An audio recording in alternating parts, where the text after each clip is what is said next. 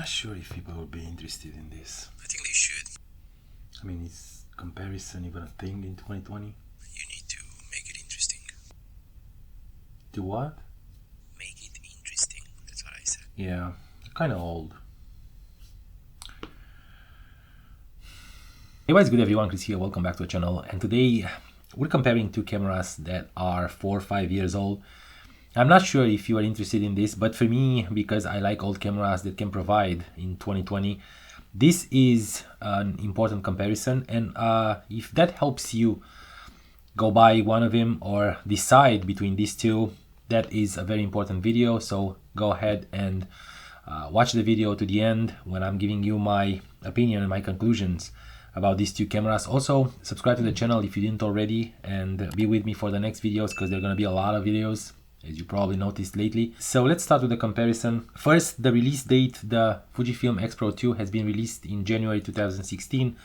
The XE3 has been released in September 2017.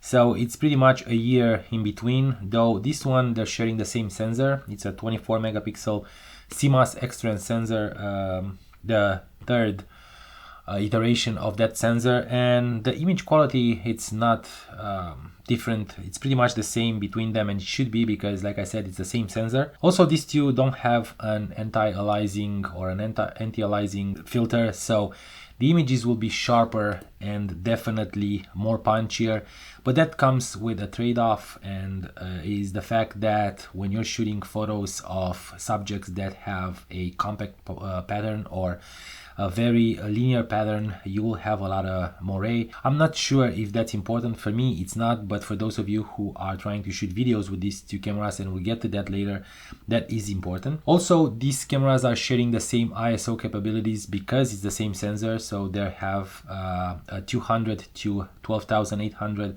ISO natively, as well as an extended one from 100 to 51,200. I will tell you that these two have no problem in low light. I will go ahead and shoot 3200 to 6400 ISO, no problem, depending on the project, depending on what you're shooting. Obviously, you're not going to shoot a portrait at 3200 if you are aiming for something sharp and clean, but if you're shooting something artistic, you can go there, no problem at all.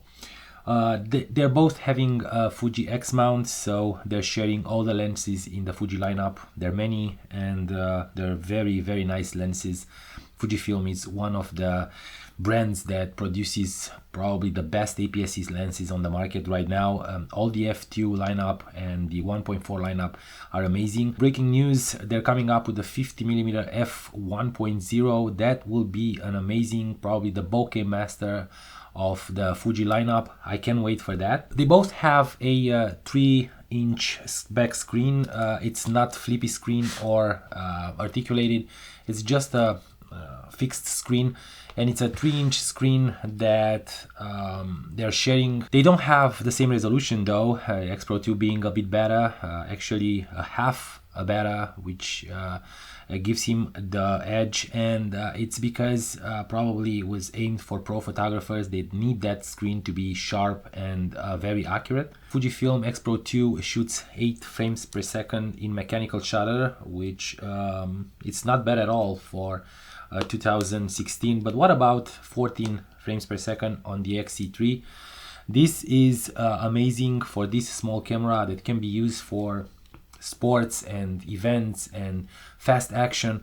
14 frames per second is more than enough, and I do enjoy having that much, especially if I'm shooting wildlife, and I'm looking to go shoot some wildlife and share it with you guys soon. They both shoot video in 1080p up to 60 frames per second and 4K up to 30 frames per second. The only downside on both of them is the fact that they shoot only 10 minutes. So you have a shooting limit when you're shooting video. It's both for 1080p and 4K. That will definitely take them out of the YouTube range of cameras, because every YouTube video has around 10 minutes, so you won't be able to shoot a full video in one session, only if you're stopping and restarting the camera. They both have built-in wireless, but the XE3 also have Bluetooth, which helps with the transfer, and using the Fujifilm app on the XE3, it's a breeze. The file transfer is good. Also the control of the camera, the remote control, it's very good. On the X-Pro2 it's a little bit sluggish, but it still works, and I don't think you'll have a problem, only if you're in a huge rush and you have to transfer fast. The XE3 is definitely smaller, definitely lighter. It's around 250 grams, where the X-Pro2 it's around 500 grams. That is double the size, and as you know me, I don't care about the weight that much. I do like to have a slightly less weight in my bag, but I'm still using these cold grips that are made out of metal, so it puts a lot of weight on the cameras. That isn't a deal for me, but at least not a deal breaker. But if it is for you, you have to know that the XE3 it's definitely lighter. And the most important thing, in my opinion, it's the fact that the X-Pro2, being aimed towards pro photographers, hence the name, has a weather sealing where the XE3 doesn't. So if you're intending to shoot this camera in all kinds of weather conditions, I think the X-Pro2 it's more for you than the XE3. This one it's dust and water resistant. You will definitely have no problem shooting all the f2 lenses that have water resistance as well. That actually provides a little bit more of a confidence when you're going outside in the elements. The XE3 though, it doesn't have it, but I'm not sure, and I didn't test it. Now we have only smoke here in California, but I didn't test it in the rain. I will. I'm intending to go a little bit toward the desert and shoot a few landscapes, and I'll probably have this one with me as well. So we're gonna test this and see how much it holds in the elements comparing to the X-Pro2. So these are pretty much the numbers, the spec sheet. There are a few things that are different in terms of comparison. They're a little bit more in depth in the spec sheet, and that is the mechanical shutter on the X-Pro2. Obviously, it's one at 8,000 of a second. On the Fujifilm X-E3, it's 1/4000 of a second, which makes the X-Pro2 more reliable in daylight and being able to shoot a little bit faster. Also, the X-Pro2 has a flash sync port where you can sync your flashes or your studio flashes straight with a sync cable, when the X-E3 doesn't have one. But you do have the shoe, so you can mount a flash on top of it and use it normally, or you can actually use a remote flash on top of your camera and trigger any other flash in your studio. The X-E3 does have a touchscreen, which for most of you is important, especially in 2020. You can use the X-E3 and with the touchscreen for the settings as well. There are all kinds of swipes and all kinds of things that we will talk about in a different video. But this one does have an touchscreen, which is useful for acquiring focus or shooting photos or stuff like that. Now, Fujifilm X-Pro2, being a pro camera, has 2 card slots that you can use professionally because it's a professional camera. Where the X-E3 doesn't have. You only have 1 card slot. I'm not sure if that's a problem. For me, the X-E3 is going to be used for street photography, like I said, for any kind of snapshots, fast and reliable.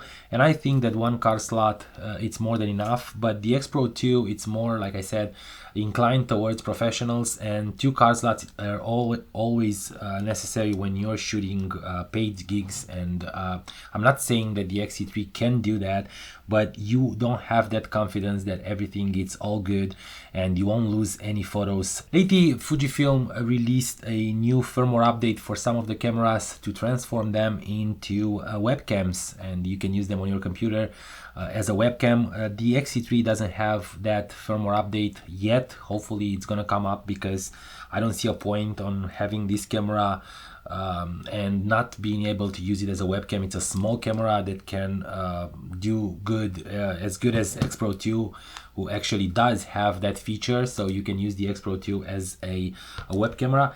And this is pretty much it, guys. There are a few small things that you should know, and they're not important to me. For example, the magnification on the EVF on the X-E3, it's a little bit bigger, not much, but a little bit better than the X-Pro2. But the X-Pro2 has also have the optical viewfinder, which means you will be able to shoot just like any other DSLR and not you know, look through an electronic screen and be able to see what you're shooting, but that's a downside when it comes to exposure, because you won't be able to see the exposure on your EVF. Though it's a great thing to shoot you know, in low light. When you're shooting with the X-Pro2, you'll be able to help the autofocus by switching to optical viewfinder and either manually focusing or trying to focus using the optical viewfinder. This is pretty much it in terms of numbers. Now we're gonna talk photography, because this is why you're buying a camera, not for the numbers, or you shouldn't buy it for the numbers. I'm gonna tell you exactly which one is for who and how can you use them. Let's start with the X-Pro2. Like I said many times in this video, this camera has been aimed towards professionals. It has a lot of knobs and dials. It has a lot of buttons, more buttons than the X-E3 on the back, and that tells you more about the camera. Not necessarily it's better, but it's aimed towards a different area of expertise and for people who are already know what to do with a camera. So I'm not saying that this one can be used by an intermediate or amateur photographer, but it's better to be used by a professional, because people like me who already know all the functions and everything, they can set up this camera to be definitely a workhorse for all the jobs that we're doing. It does have a different grip and a different feel in hand. It feels more like a Leica camera. It looks a bit more professional, being a little bit bigger and more heftier, and it does have a little bit of a heft to it. Also, there is the D-pad on the back of it that is missing on the X-E3, which helps if you want to set up buttons for all kinds of functions that you want to use. Yeah, it does have 2 card slots and so on and so forth. So this one, it's more for pro photographers. If you are a portrait shooter or a landscape shooter, a product photographer, this camera will suit you well. It has a 24 megapixel sensor, enough for big prints, enough for everything that you need.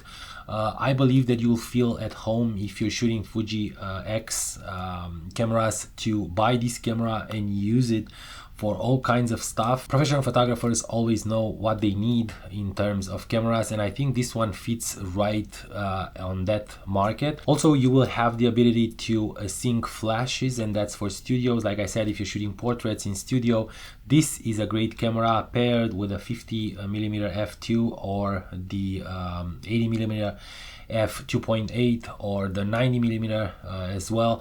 This will make a great portrait setup. Now for the X-E3, because I love this camera so much, I'm a little bit biased. Not that I don't love the X-Pro2, I do love it a lot.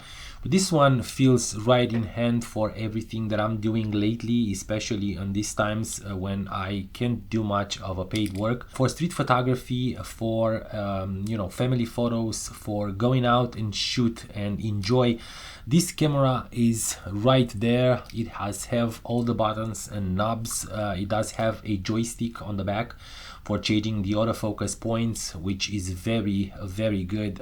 Keep in mind that this camera costs around $400 and it's been discontinued recently, so you can buy it cheap and it's probably gonna go cheaper.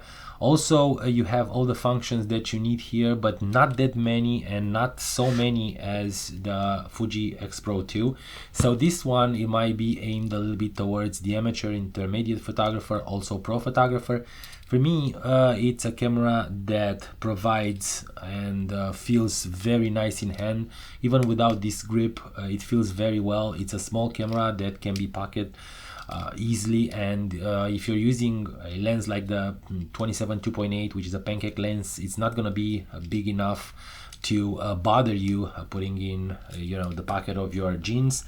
This is pretty much it between these two cameras, and I believe that both of them are great X cameras, great sensors. The X-Trans sensor, it's always a breeze when it comes to colors and color rendition, and Fujifilm knows that and keeps this sensor alive. And I'm hoping that they're not gonna switch to the bare sensor, though there are a few people who are looking for that, because they think that the bare sensor is better than the X-Trans in some aspects, and it might be right, but for me the X-Trans provides exactly the quality and the color that I want. So this is pretty much it, guys. Hope this comparison help you decide which of these cameras are for you, for your genre, for your style of shooting. Hopefully you're gonna be here for next videos. Subscribe to the channel if you didn't already, and hit that notification bell to always be notified when I'm putting a video up. Also put your comments in the box down below and let me know which one of these do you prefer. Did you try them both? And I will definitely see you in a bit.